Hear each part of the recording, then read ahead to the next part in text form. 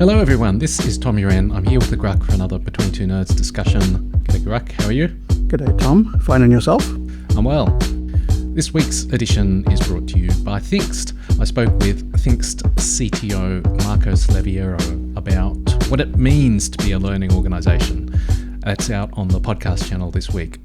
So Grugq, last week I wrote on my newsletter about how there were a number of cyber operations against Iran at the beginning at the beginning of the US-Israeli attack.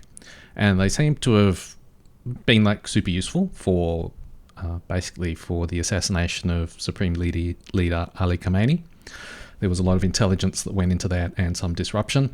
But then very shortly after that, within I think 4 hours, the Iranian regime cut the internet. So for that piece I wrote that there perhaps, or speculated that there's this dynamic where the more effective the cyber operations against you are, the more likely you are to take extreme action and do things like cut off the internet. And like I wasn't convinced at the time, but I thought it was an interesting idea, so I put it out there. It's a defensible position, I think. Arguable. That's the polite way in academia of saying you're wrong, but...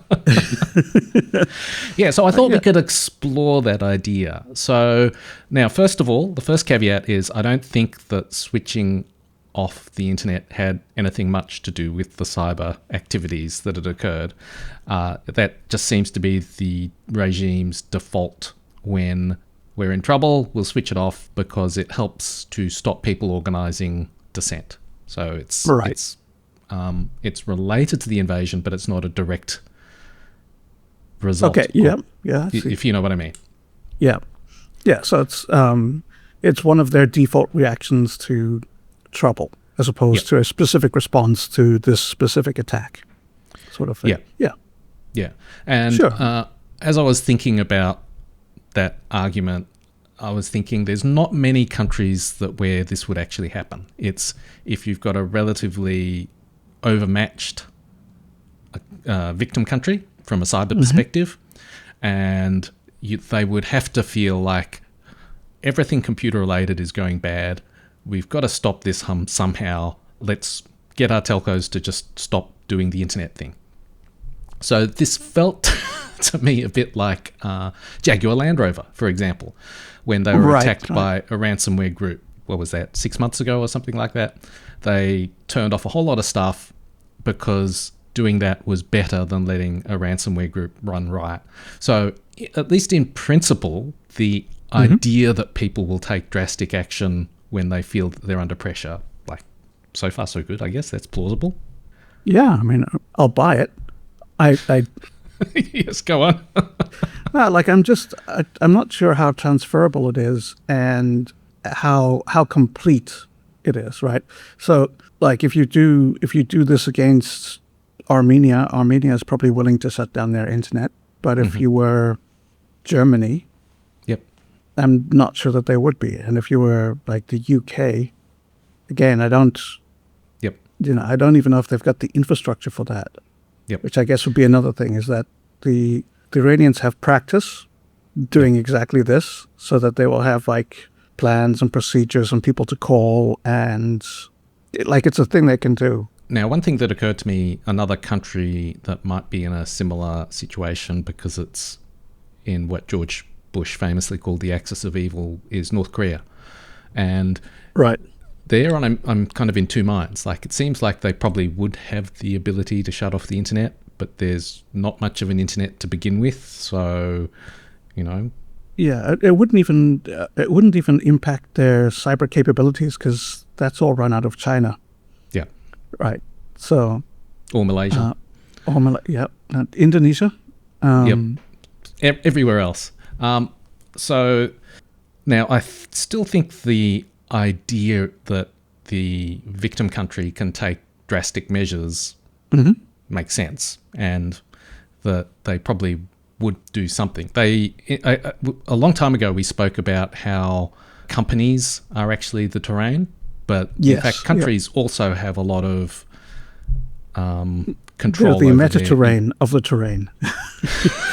Yeah, they can go to telcos and say, switch this on or switch this off or whatever. Yeah, well, I assume actually that to a degree, if you're unprepared for a massive change in the landscape, so as an attacker, if you're like, we're using SSH because SSH is a safe default, Yep. right? If the country just goes, you know what? That's it. The only port that anyone's allowed is 443.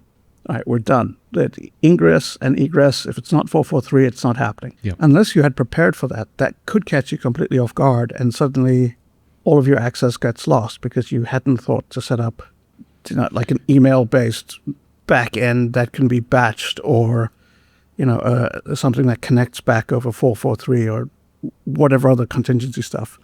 Yeah.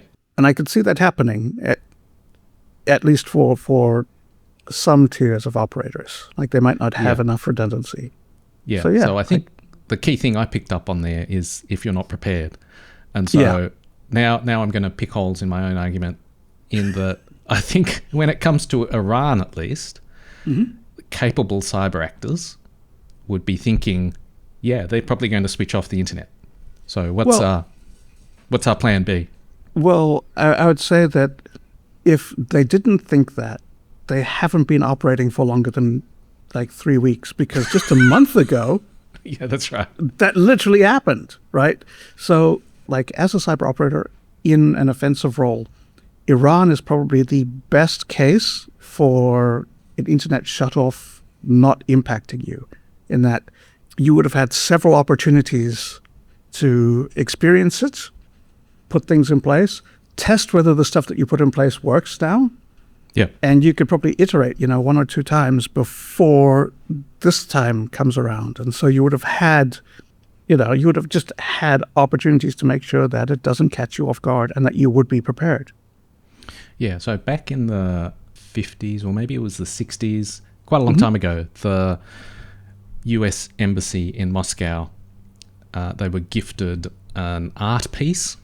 And it turns out 50s, that art piece was a microphone, and it was entirely passive. And if I recall correctly, the way it worked is that the Soviets would irradiate it with, I think it was microwave radio frequencies anyway.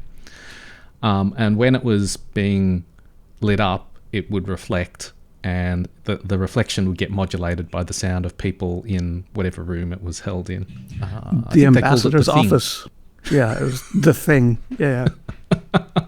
So I guess the point of this story is that even without the internet, there's ways of getting information out of places by being clever that are hard to detect. And that was partly hard to detect because it was entirely passive. So like there's loads of ways of no internet, but still some means of gaining access to intelligence. Yeah, so I think when it comes to this particular scenario, Iran, Israel, the US, there would have been plans for what do we do when the internet goes down. Plans on plans. Yes, that's right. Like it's contingencies for contingencies. Like it would have been, Yeah, and I think at one level it might be something like, we've got access to the Supreme Leader's communications. We want that all the time, regardless of, and in fact, especially when there's domestic unrest. Right. And so you can imagine that there's these very high-level potential operations against senior people that they would have redundancy or in fact alternate ways that don't rely on the internet. And it kind of depends, I guess, like what sort of priority it is, how far that goes. Do you want to be able to do everything that you normally do without the internet? Like, that's a lot of work, but maybe you could figure that out. Yeah.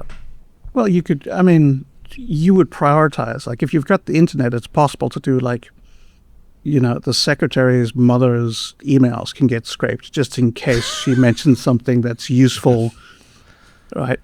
So that might get dropped as a collection target, whereas, the bodyguard's fitness tracker is still going to be highly useful, for example, right? Like that sort of thing. So I think that you could, I'm pretty sure that you could have a list of like, if everything goes wrong, we need to have at least this. Yeah. And if we can do this and one other thing, here's that one other thing. And if we can do only 10 things, here are those 10 things in order. It's just, I feel that if you don't do that and you've got a $20 billion black budget, whatever, like it's just, you don't deserve that money, right? Like if you're not able to deal with contingency planning, what are you even doing? Yeah, so I think the Venn diagram here is that Iran is a high priority target, certainly for the Israelis, also for the US. Maybe not the highest, but certainly high. Right. Internet shutdowns. I mean, it's no Venezuela, let's be fair. But internet shutdowns are standard practice. And so you've got the combination of priority and it's likely to occur. Right. So you want a contingency for that. It has occurred in the past. So if you weren't prepared the first time, the second time, and the third time, maybe this fourth time. And it seems like the US, at least the US, has had plans on the shelves, at least, to invade Iran for 20 years or something like that. Yeah. So I think you're, like, just to bounce back, like your initial point was that if you have an adversary that relies heavily on cyber and you can't really get the same value from cyber, you're going to look at drastic measures. And I think that that's true. But I think that cyber is just such a useful thing in terms of reducing friction internally and making things more efficient, that the drastic measures are going to be mediated by just how much pain you want to inflict on yourself as well. Right. Yeah. And I think because of that, people are going to try to find a way to keep as much benefit for themselves as they can while limiting, while shutting off the internet for as much as they can as well. Sort of doing both. Because they cannot actually shut it down for themselves, I think that creates the opportunity for someone who does prepare and does put in, know. So I thought a more realistic scenario was something like US-China conflict, where, God forbid, I could imagine Chinese, the Great Firewall people, whoever they are, really adapting or ramping up what the Great Firewall is doing if a conflict did happen. And so it's not an internet shutdown because I just can't imagine that they would do that. But right. Because it's so useful for their own population and for their own economy. Like, how would you do anything? I don't know. I mean, you probably couldn't even listen to Between Two Nerds. That would that could crash your entire economy right there. So so I don't know what that would actually, in practice, I'm not sure that it would even make much difference, like to the two countries. But whatever it is that the Chinese Great Firewall were doing, that would be doing how about more this? of it. You could take out, if you're China, you could just take out US East 1, and then the US will be cut off from the internet. And, you can continue to do your own thing. So, like, I think China is actually, it's one of the few countries that is really, like, there's always this idea of, like, the sovereign internet. Like, if Russia wants to, they can pull the plug and they'll be entirely self-contained. And they can't really do that. But I think China could, right? Like, they've got their own everything, right? They've got their own messaging apps, their own search engines, their own social media, their own video. Like, they have all of their, like, they have their own internet. They've got their own TikTok. Right. So, like, basically, in theory, China could actually turn off the internet, like completely isolate themselves. I don't know if they would want to do that, but I think they're one of the very, very few countries that could and could still operate internally pretty much the same, right? They wouldn't suffer degradation of their own services necessarily. Yeah, so it's interesting. They've had Salt Typhoon, which has gone around compromising a whole lot of international telcos.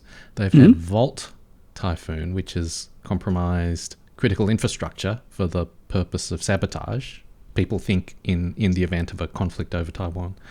So they're particularly Volt. It seems like, yeah, we're planning to be able to do this. Whether they're planning to actually do it, I don't know. But that would make you think that if you're going to compromise critical infrastructure, you should also be thinking about what are we going to do with the Great Firewall on that day? What's the switch that we flick? To coin a phrase, if you go in with a plan, you should probably have a plan for what happens when you get punched in the face, right?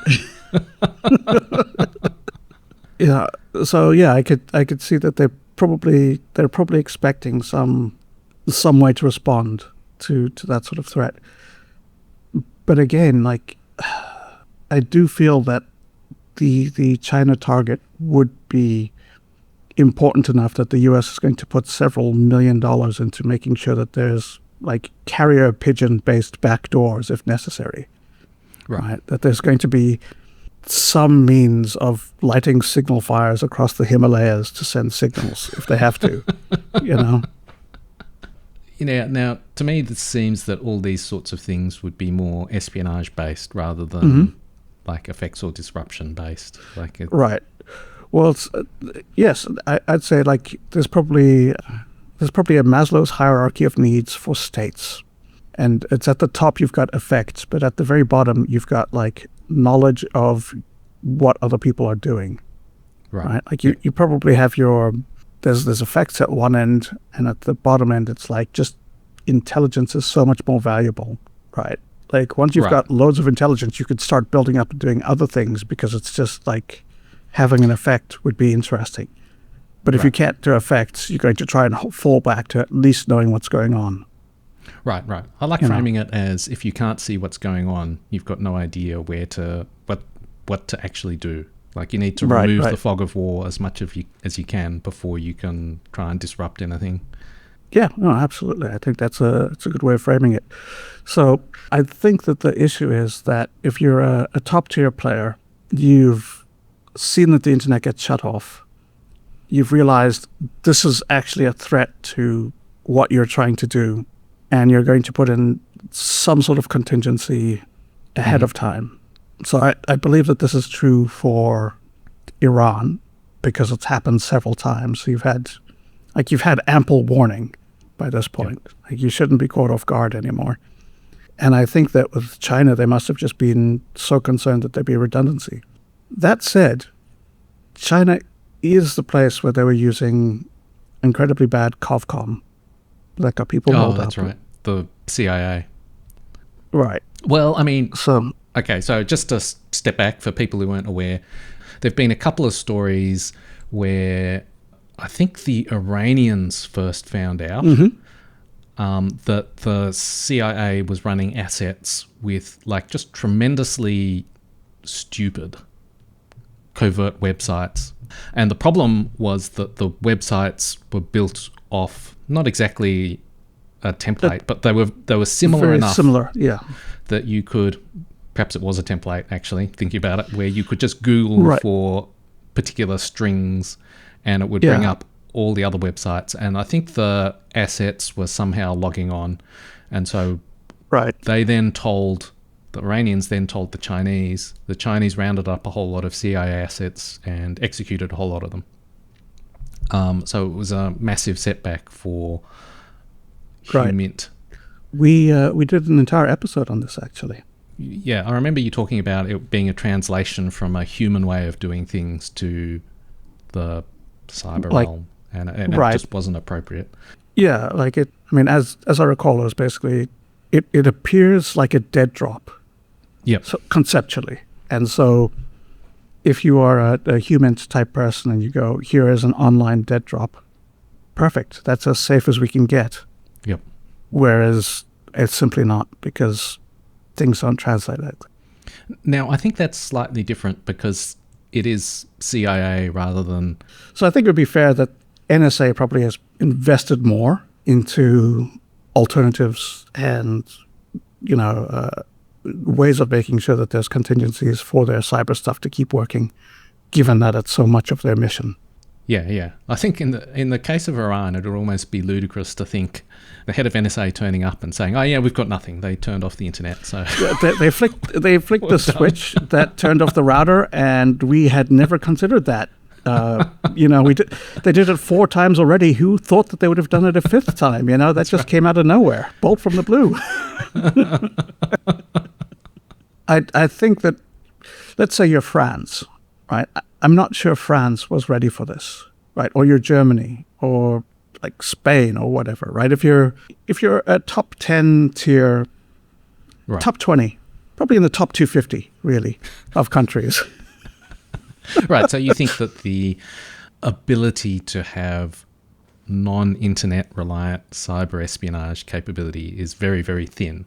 Like there's a couple of countries that would maybe be a few more than a couple, but yeah, not very many, because I think that so many, and here I think it's just a matter of resources, right? Like I'm not saying it's just a matter of like intelligence or right. They could do it if they really wanted to. Right. If they had the money that they invested in doing it, they would be able to do it. But because they've got all these other priorities going on, and they've got so much budget, and it's just going to be like, yeah, we could do the belts and braces, very expensive, deluxe option, or we could do the one that we can actually afford. Yep. And some of them are going to be caught out. And, I expect that if you are Iran, like if you're sitting there and you're going like, oh, well, we can't keep the NSA out, so we may as well not bother, right? Like I'm not sure that that's the logical approach that they would take. I think that they're going to go, we're going to keep everyone out, maybe not NSA, but everyone else, so it's worth it. I mean, I think all targets think that they can keep people out. Like it's right, yeah.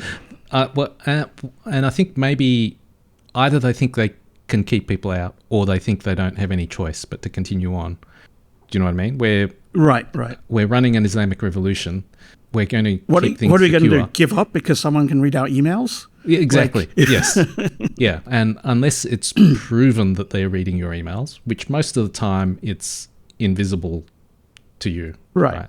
You until you get a JDAM for a wake-up call.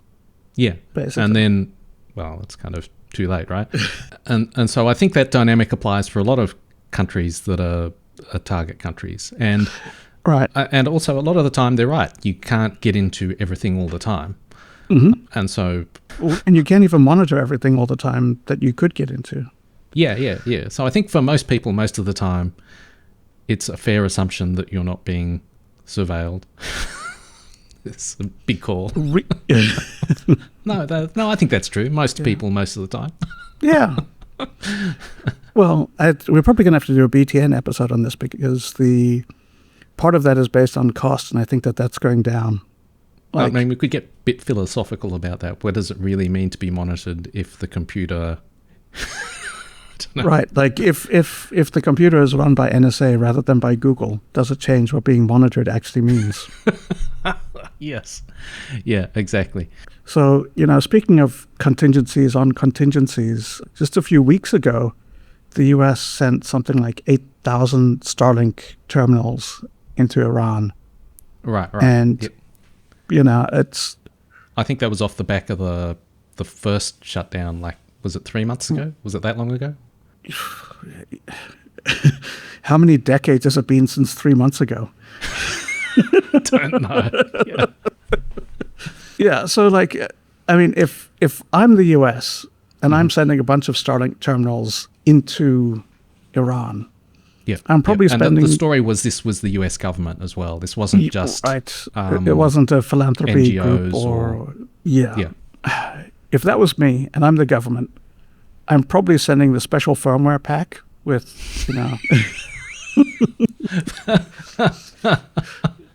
like, why wouldn't you? It's just... Yeah, I did think about Starlinks as an egress or an alternate.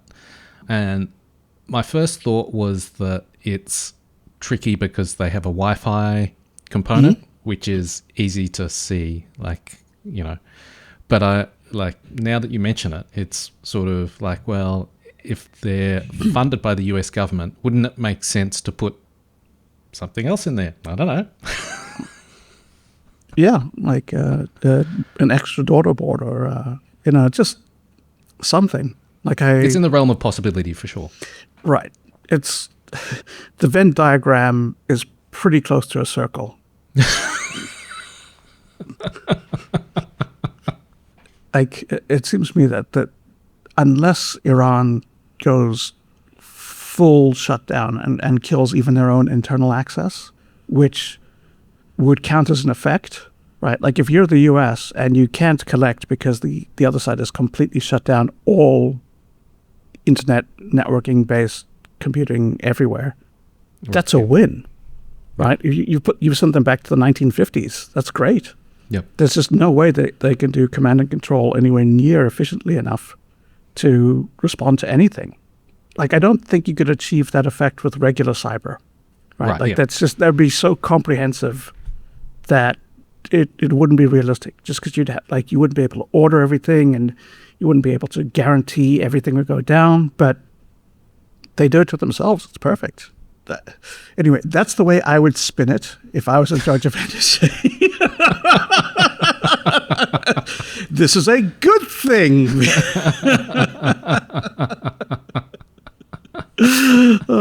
Thanks a lot, Tom. Thanks, Grugq.